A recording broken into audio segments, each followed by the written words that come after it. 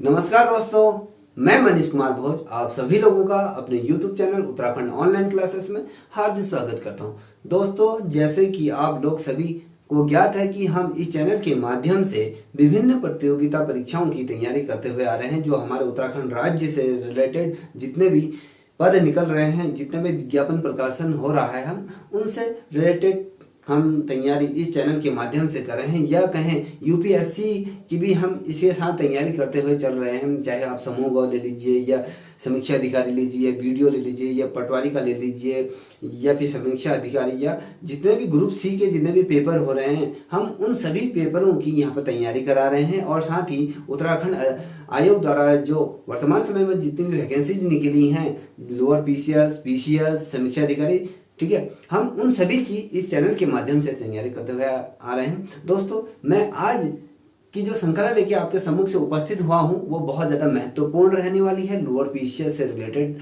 क्योंकि मेरे जितने भी सब्सक्राइबर हैं, या मेरे व्हाट्सएप ग्रुप से जितने भी छात्र छात्राएं जुड़े हैं, मेरे कई व्हाट्सएप ग्रुप चलते हैं जहां पर विभिन्न छात्र छात्राओं द्वारा मुझसे एक क्वेश्चन पुटअप किया गया था। मैं सभी का नाम तो ले नहीं पाऊंगा, मगर एक है, उनके द्वारा एक क्वेश्चन पुटअप किया गया था कि सर, हमें 2 घंटे के अंतर्गत, ठीक है, 2 घंटे के अंतर्गत हम इस पेपर को किस तरीके से सॉल्व करें, उसके बारे में थोड़ा सा हमें नॉलेज ज्ञान दे दीजिए कि हम इस पेपर को थोड़ा सा जल्दी कर पाएँ, और जो हमारे क्वेश्चन हैं उन क्वेश्चनों को हम जल्दी से जल्दी अटेम्प्ट कर सकें। देखिए दोस्तों, हमें सर्वप्रथम हमें ये करना होगा, जब हम परीक्षा कक्ष में पेपर देने के लिए जाएं तो अपने आप को तनाव मुक्त रख दीजिए। किसी भी प्रकार का आपके चेहरे में तनाव नहीं होना चाहिए, किसी भी प्रकार की चीज़ें आपके दिमाग में नहीं चले। कई परीक्षार्थी ऐसे होते हैं कि परीक्षा को एक बोझ लेके चलते हैं। कदापि ऐसा ना करें। यदि आप उसको बोझ लेके चलोगे, आप अपने आप की जो हार्ड वीव है उसे बढ़ाओगे, या अपने आप को किसी भी प्रकार के तनाव में रखोगे, तो आपका पेपर किसी भी प्रकार से अच्छा नहीं जाएगा। ये मैं आपको लिख के दे रहा हूँ। जिस समय आप परीक्षा कक्ष में प्रवेश करते हो, अपने आप को तनाव मुक्त रखिए। देखिए, मैं आपको एक चीज़ बहुत ज़्यादा महत्वपूर्ण यहाँ पर आपको सजेस्ट करूँगा। जब पेपर होता है उसके पूर्व संध्या की बात कर रहा हूँ। आप उस रात के अंदर जितना पढ़ सकते हो पढ़ लीजिए, रिविजन करना हो उतना कर लीजिए, और अपने जो नींद है उसे भी पूर्ण रूप से लें। और जब सुबह का जो समय होता है, अपने आप को रिलैक्स करें, ज़्यादा सोचें ना। आपने जितना पढ़ा है उसको दिमाग में रखें, और उन किताबों को ना खोलें। और अपने आप को ये कभी होता है कि मुझे ये वाला क्वेश्चन भी याद नहीं है, ये वाला क्वेश्चन भी नहीं। क्या होता है, जितना भी आपने पूर्व में जितना भी याद किया होता है, वो क्या होता है, कहीं ना कहीं एक जैसे ब्लास्ट होता है, जैसे बम में ब्लास्ट होता है, वो सारी तरह से बिखर जाता है। वो उस प्रकार का आपके लिए वो एक बम की तरह होता है, जो आपको फ्यूज कर देगा या फट जाएगा। तो अधिक से अधिक कोशिश ये करें, उस चीज़ को अवॉइड करें। सुबह फ्रेश हुआ, अच्छी तरह से उसकी तैयारी करें, और अपने दिमाग में उसकी रणनीति बनाइए कि हमें किस प्रकार से प्रश्न हल करने हैं, ठीक है। उसके पश्चात पेपर को, किताबों को बिल्कुल ना खोलें। मैं अपने पर्सनली आपको सजेस्ट करूंगा ये चीज़ें, क्योंकि कई लोग ऐसे होते हैं कि भैया पेपर है तो पेपर को पढ़ने में लगे रहते हैं। आज ये वाला नहीं छूटा है, तो कभी मैंने ऐसे बच्चे भी देखे हैं जो परीक्षा केंद्र तक पेपर को ले जाते हैं, किताबों को ले जाते हैं, वहाँ पर देखते रहते हैं, फिर परीक्षा हॉल के बाहर उनको रखते हैं। तो क्या होता है, एक तनाव में वो छात्र रहता है। तनाव जो क्या होता है, प्रेशर उसमें बना देता है कि उस पेपर को उसके लिए जो एक सिंपल सा होता है उसे पहाड़ के रूप में खड़ा कर देता है। जो जहाँ पर जो छात्र होता है वो कहीं ना कहीं कमज़ोर हो जाता है। देखिए, जैसे कि आपको विदित ही है कि हम लोअर पीसीएस की जो सिलेबस के बारे में बता रहे हैं, या कहें किस प्रकार से इस पेपर को 2 घंटे के अंदर हल करें। तो पहले ये समझिए, जो सामान्य अध्ययन और सामान्य बुद्धि परीक्षण का जो टोटल पेपर है, ये आपका 150 अंकों का ये पेपर रहने वाला है, और इसे 2 घंटे के अंतर्गत आपको सॉल्व करना है। जैसे आपके पास पेपर आता है, पेपर को एकदम अपने आप को रिलैक्स कर लें। पेपर को देखते हैं, आप उसे उत्तेजित ना हो, और उसे क्या हो, अगर आपको क्वेश्चन आते भी हैं, कोई क्वेश्चन आते हैं, आपको ज़्यादा ओवर स्मार्ट नहीं ना बने। एक शांत और संकुचित रूप में उस पेपर को हल करने की कोशिश करें, और ज़्यादा तनाव में ना रहें। और पहले तो सर्वप्रथम मैं आपसे रिक्वेस्ट या गुजारिश ही कर पाऊंगा कि जब आप परीक्षा कक्ष में प्रवेश करते हैं, जब आपके पास परीक्षा का पेपर आपके सम्मुख से आता है, आपके पटल पे आता है, तो आप उसे पूर्ण रूप से उसे पहले उसका अध्ययन करें। जो उसकी जो आगे जो निर्देश दिए हैं उनमें क्या करें, क्या माइनस मार्किंग है, ऑब्वियसली माइनस मार्किंग है, उसे पढ़ें। और जब आप पेपर देखते हैं तो 5 या 10 मिनट लें, अवश्य लें, उस पेपर को समझें। कोई क्वेश्चन करते हो, कोई क्वेश्चन को करते हो तो उस क्वेश्चन में क्या पूछ रहा है। कभी ऐसा होता है ना, कई दफ़े ऐसा होता है कि कोई क्वेश्चन आता है तो उसे हम हड़बड़ी में क्या करते हैं, ऊपर नीचे गोले लगा देते हैं। उन गोलों को भी आपने बहुत ध्यानपूर्वक उसे फिलअप करना है, क्योंकि आपका एक एक जो नंबर है, यदि मैं कहूँ एक एक जो अंक है आपके लिए, वो आपके लिए बहुत ज़्यादा फायदेमंद रहने वाला है। आपकी लाइन एक रूप से या कहें, ये भी कहना बहुत कम रहेगा, क्योंकि ये आपकी लाइफ बनाने में एक नंबर बहुत ज़्यादा अपना महत्वपूर्ण जो स्थान निर्धारित करता है। ठीक है, तो पेपर को समझें, किस प्रकार से देना है, पढ़ें, उसे पूछ क्या रहा है, उसका उत्तर क्या देना है हमें। इस प्रकार से जितने भी बौद्धिक संबंधी या बुद्धि परीक्षण से संबंधित प्रश्न आते हैं तो उनको समझें कि कहना क्या चाह रहे हैं, जल्दीबाजी ना करें। अब आपको मान लो 150 नंबर का प्रश्न पत्र है, आपने सोचा कि मैं 150 में से 150 कर लूँ या फिर 140 के आसपास ये प्रश्नों को हल कर लूँ, ऐसा कदापि ना करें।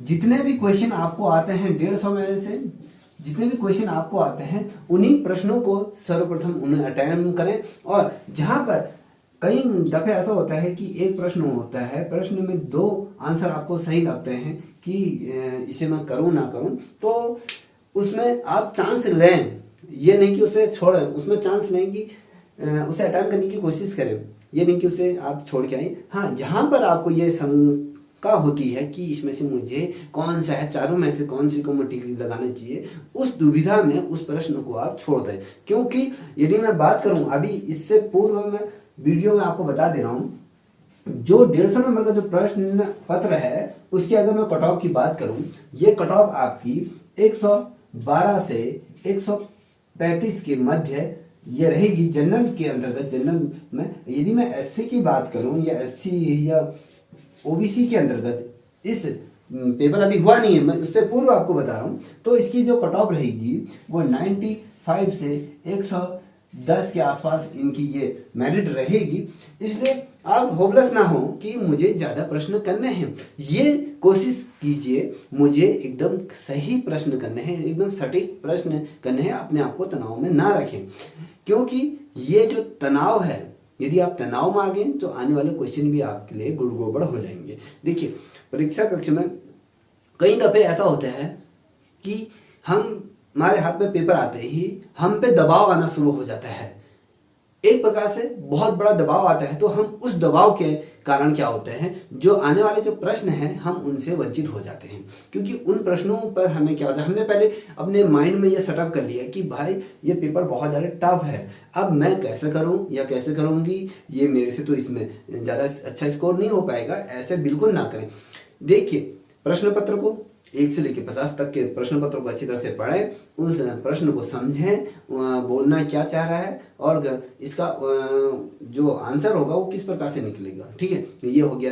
जहां पर मैं आपको जीएस से संबंधित बात करूं तो उसमें आपको जैसे हड़प्पा सभ्यता के बारे में बात करूं या प्रागैतिहासिक काल के बारे में कहूँ या मध्यकालीन इतिहास की बात करूं या आधुनिक इतिहास के बारे में मैं बात करूं, तो इसको थोड़ा सा जो आपने पढ़ा है उसको थोड़ा सा दिमाग में रखें। और जहां तक मैं आपको पॉलिटिकल साइंस की बात करूं या इकोनॉमिक्स के अंतर्गत बात करूं, इकोनॉमिक्स से ज़्यादा क्वेश्चन आपके पास अटेम्प्ट नहीं होंगे। आपको यही पूछा जाएगा कि इस समय जो भारत की जीडीपी है वो कितने प्रतिशत है, या कितने दर की घटी है, उसमें कितना प्रतिशत उछाला है, ये हो सकता है। या फिर ये कह सकते हैं कि देश में जो पहली पंचवर्षीय योजनाओं के बारे में पूछा जा सकता है, इन पंचवर्षीय योजनाओं को लागू करने वाला कौन सा है, और आपके आर्थिक आय के बारे में बात कर सकते हैं। तो यदि मैं बात करूं तो संपूर्ण जो बैंक है या आरबीआई है तो उसका एकीकरण कब हुआ, ऐसे प्रकार के क्वेश्चन आपके सम्मुख से रखे जा सकते हैं। अगर मैं आपको वहीं दूसरी तरफ पॉलिटिकल साइंस की तरफ ले जाऊं तो आपको पॉलिटिकल साइंस की में जो महत्वपूर्ण बिंदु यहाँ पर रहते हैं वो अनुच्छेद रहते हैं जिनमें संशोधन किया जाता है।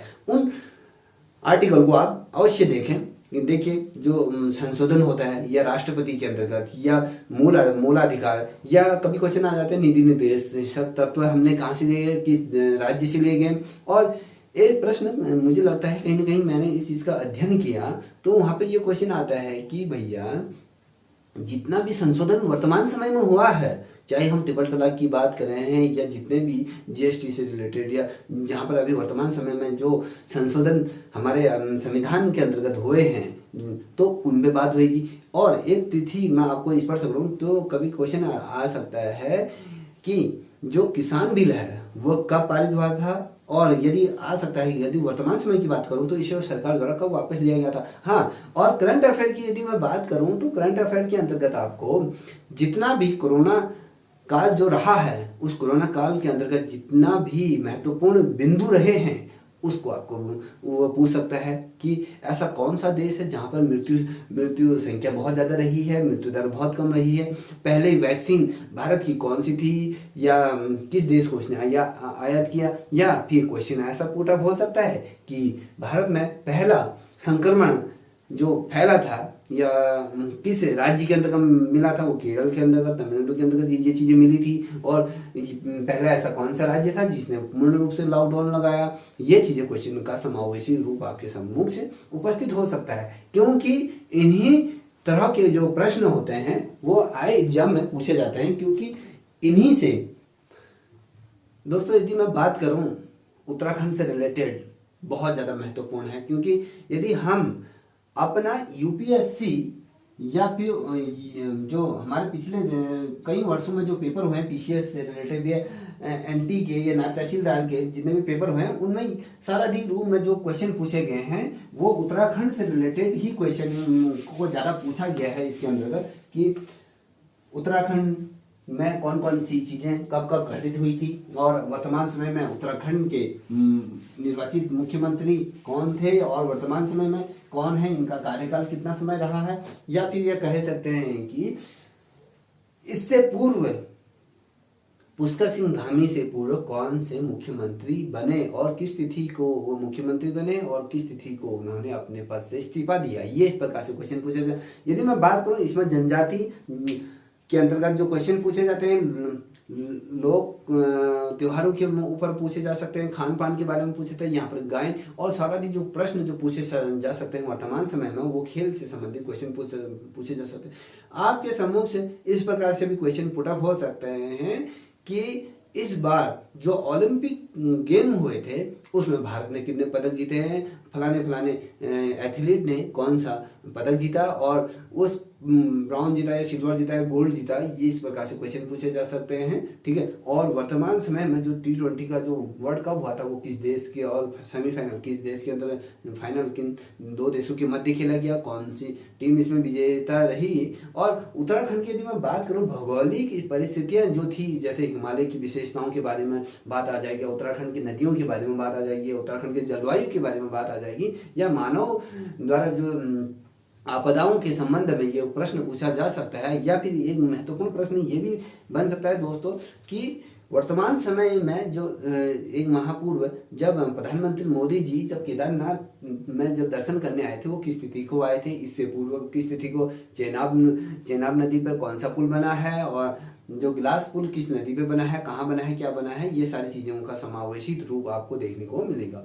यदि मैं बात करूं उत्तराखंड में जो जनसंख्या घनत्व के बारे में बात करूं, जनसंख्या घनत्व ऑफ लाइन की समस्या हमारे उत्तराखंड में है, ये चीज़ें आपके सम्मुख से आएंगी। और जहां पर यदि मैं बात करूं इसके अंदर कंप्यूटर की भी बात करूं, कंप्यूटर से रिलेटेड क्वेश्चन इसमें एक आध क्वेश्चन पूछे जा सकते हैं, एक आध नंबर के क्वेश्चन पूछे जा सकते हैं। यदि हम उत्तराखंड के बारे में बात करें तो इसमें आपके 10 से 15 नंबर के क्वेश्चन आपको उत्तराखंड से देखने को मिलेंगे। और इतिहास की यदि हम बात करें तो यहाँ पर भी आपको 3 से 4 नंबर के प्रश्न आपको यहाँ देखने को मिलेंगे। और यदि हम राजनीति विज्ञान की बात करें, यदि हम बात करें तो वहाँ पर से भी आपको क्वेश्चन देखने को मिलेंगे, जो 5 से 6 नंबर के क्वेश्चन वहाँ देखने को मिलेंगे। और यदि हम खेल जगत की बात करें, यदि खेल की बात करें तो यहाँ पर आपको 3 से 5 नंबर के क्वेश्चन यहाँ भी देखने को मिलेंगे। और यदि हम वर्तमान समय की बात करें, समसामयिकी की यदि हम बात करें तो आपको यहाँ से बहुत ढेर सारे क्वेश्चन बनेंगे जो 10 से 15 नंबर के बीच का रेशियो यहाँ पर रहेगा। ठीक है दोस्तों, अब इन समावेशित रूप को देखने के लिए हमें पेपर को अध्ययन करना होगा। ज़्यादा स्ट्रेस मत लीजिए, अच्छी तरह से पेपर को देखें और परीक्षा में अपना अच्छा सा स्कोर करने की कोशिश करें। आई होप मैं आप सभी जितने भी इस वीडियो को देख रहे हैं, मैं आशा करूंगा कि आप सभी लोगों का पेपर अच्छा जाए और आप अपने जीवन में सफलता के उन सीढ़ियों को चूमें जहां पर आपका भविष्य निर्धारण होता है, जहां पर अब आपका भविष्य नहीं, आपके जो परिवार है, परिवार का भी भविष्य यहाँ पर बनता है। एक आप स्वयं पर ही ये लेके ना चलें कि ये मेरा भविष्य सुधारेगा। आपका जो पीसीएस, लोअर पीसीएस का ही आपके संपूर्ण परिवार या कहें आपके वंश का भी एक आधारशिला रहती है। इसलिए इस परीक्षा में अच्छा स्कोर करने की कोशिश करें। और यदि मैं इसको अन्यथा ना ले जाएं, यदि आप लोगों को पता ही है कि दोबारा से जो अपर पीसीएस के जो फॉर्म फिलअप हो रहे हैं, जिन अभ्यर्थियों ने अपर पीसीएस के फॉर्म नहीं भरे वो आप भर सकते हैं। 28 तारीख तक की उसकी डेट है, यहाँ पर आप उनको फिलअप कर लें और अच्छा प्रदर्शन करें। निराश बिल्कुल ना हो कि मेरा पेपर अच्छा जाएगा या नहीं जाएगा। आप अपना कर्म करो, आप जो कर्म कर रहे हो उसको सटीकता से करो, उसमें कोई किसी प्रकार की कोताही ना करें, तो आपका पेपर आई होप अच्छा ही जाएगा। मैं भगवान से प्रार्थना करता हूँ कि आप सभी लोगों का पेपर अच्छा जाए और आप इसमें अच्छा प्रदर्शन करें। तब आज के लिए इतना ही, और हो सके जो इससे पूर्व जो मैंने आपको वीडियो बनाई है उन वीडियो को भी थोड़ा सा देख लें, जहाँ पर आपको थोड़ा सा मदद मिल सकती है। जितने भी नए व्यूअर्स इस वीडियो को देख रहे हैं तो प्लीज़ आपसे रिक्वेस्ट है कि आप इसे सब्सक्राइब करें और कमेंट करें कि आपको ये वीडियो कैसी लगी और आपके लिए ये वीडियो किस प्रकार से हेल्पफुल रहने वाली है। तो इन्हीं शब्दों के साथ आज का ये सेशन समाप्त करता हूँ। जय हिंद, जय भारत।